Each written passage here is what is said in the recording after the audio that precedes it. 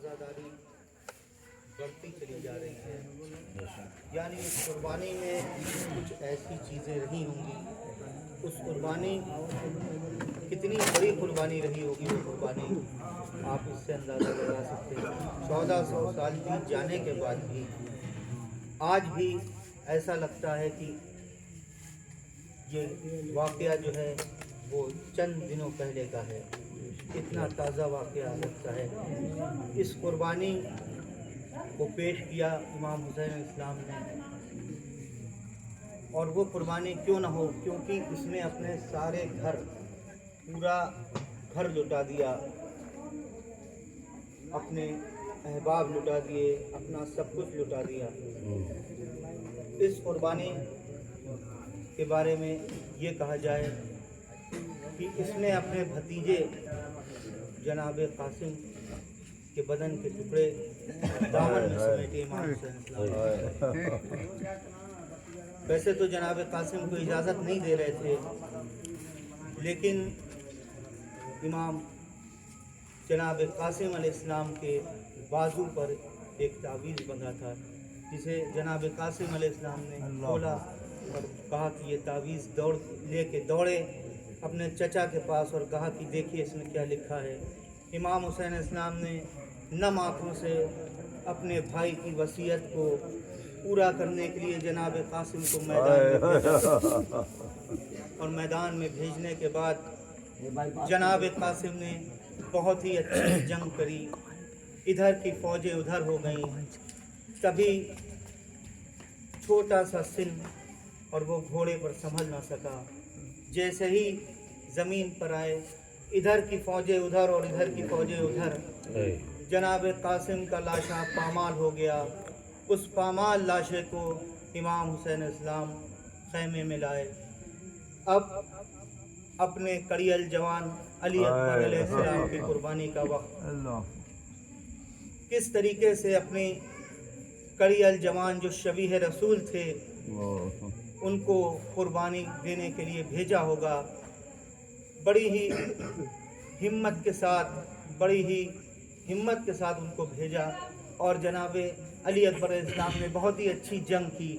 मगर वो जंग पे जाने के बाद वापस आए, और वापस आने के बाद कहने लगे कि बाबा ज़रा से पानी मिल जाता, ऐसी जंग करता कि दादा की जंग याद आ जाती। इमाम हुसैन इस्लाम ने कहा कि पानी तो ना है, मगर हाँ तुम मेरे लबों को अपने लबों पर रखो, अगर तुम्हारी प्यास बुझ जाए। लेकिन जैसे ही जनाब अली अकबर अलैहिस्सलाम ने इमाम हुसैन अलैहिस्सलाम के लबों पे अपने लब को रखा तो पीछे हटे, और हटने के बाद कहने बाबा जान आपकी तो मुझसे भी ज़्यादा खुश्क ज़बान है। और उसके बाद जनाब कासिम मैदान की तरफ जाते हैं, और जाने के बाद जंग करते हैं। लेकिन तभी एक तीर, उनके बर्छी का तीर उनके सीने में लगता है, और ज़मीन पर तशरीफ़ लाते हैं और आवाज़ देते हैं बाबा बाबा अदरिकनी, बाबा मदद को आओ। बाबा दौड़ते हुए कमर को हाथों से थामे पहुंचते हैं, और पहुंचने के बाद आँखों में गर्द गुबार था उसको हटाते हैं, आँखों में खून जमा हुआ था उसको साफ़ करते हैं, और कहते हैं कि ए बेटा क्या है तकलीफ़। कहते हैं कि बाबा ये बर्छी की अनी सीने में बहुत तकलीफ़ दे रही है, एक बार आप इस बर्छी की अनी को निकाल दीजिए। इमाम हुसैन इस्लाम ने अपने कड़ियल जवान के सीने से बर्छी की अनी को फल को निकाला, और खून का फव्वारा उड़ने लगा, और जनाब अली अकबर इस्लाम शहीद हो गए। अब कोई नहीं है। अब इसके बाद जो है इमाम हुसैन इस्लाम ने आवाज़ दी कोई हो तो मदद को आओ। अब एक नन्हा सा बच्चा अली असगर, जिसने ऐसे ही आवाज़ सुनी तो अपने आप को झूले से गिरा लिया, और गिराने के बाद फिर लगा कि ये प्यासे हैं। इमाम हुसैन इस्लाम ने कहा कि इसकी प्यास को बुझा दिया जाए।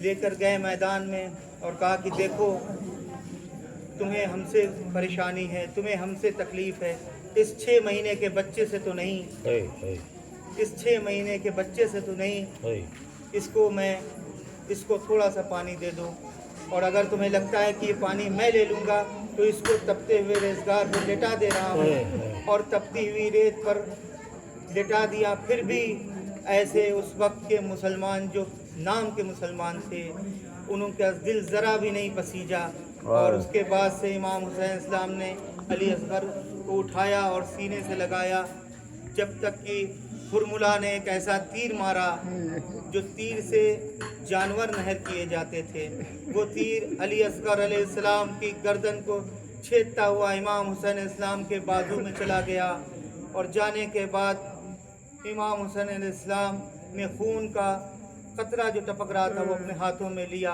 اور ہاتھوں میں لینے کے بعد چاہا کہ آسمان کی طرف پھینک دیں۔ آواز آئی کہ جب تک اس ناحق خون حق آسمان کی طرف آیا تو تا قیامت بارش نہیں ہوگی۔ چاہا کہ زمین کی طرف پھینک دیں تو زمین سے آواز آئی کہ اگر یہ خون ناحق زمین کی طرف آیا تو تا قیامت کوئی بھی فصل نہ ہوگی۔ یہ دیکھتے ہوئے امام حسین السلام نے خون اصغر کو اپنے چہرے پر مل لیا اور کہا کہ اسی طرح محشر میں اپنے نانا سے ملاقات ہوگی۔ انا للہ و انا الیہ راجعون۔ ماتم حسین۔